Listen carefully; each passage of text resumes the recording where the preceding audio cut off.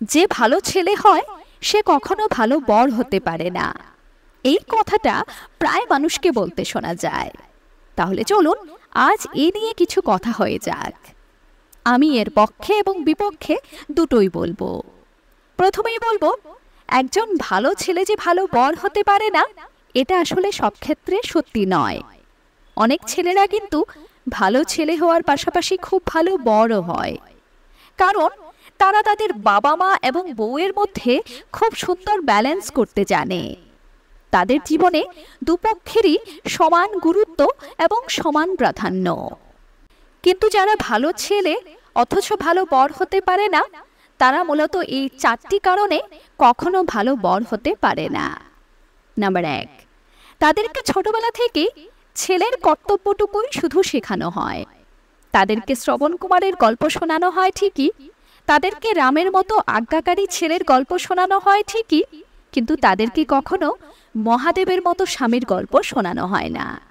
যার কারণে ভালো ছেলে হওয়াটাই তাদের জীবনের একমাত্র লক্ষ্য হয়ে দাঁড়ায়।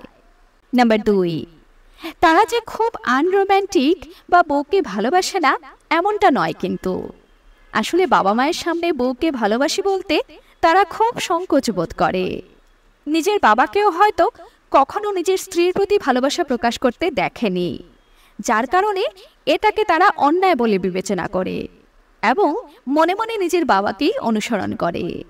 তাদের মনে হয় বউকে ভালোবাসি কথাটা স্বীকার করে নিলে বাবা মায়ের প্রতি অবিচার করা হবে, তাদের অসম্মান করা হবে, কারণ তার সমস্ত ভালোবাসায় প্রথম এবং প্রধান অধিকার শুধু তার বাবা মায়েরই। নাম্বার 3, তারা হয়তো তাদের উঠতি বয়সে এমন কিছু ঘটনা প্রত্যক্ষ করে যার কারণে তাদের মনে হয় বউ মানেই কালনাগিনী, বউ এলে বাবা মায়ের থেকে দূর করে দেবে। তাই তারা সমাজের চাপে বাধ্য হয়ে বিয়ে তো করে ঠিকই, কিন্তু কখনো নিজের বউকে সেভাবে ভালোবাসতে পারে না, আর যদি ভালোবাসেও সেটা মুখে স্বীকার করতে চায় না। ভয় শুধু একটাই, বউ যদি বাবা মায়ের থেকে আলাদা করে দেয়।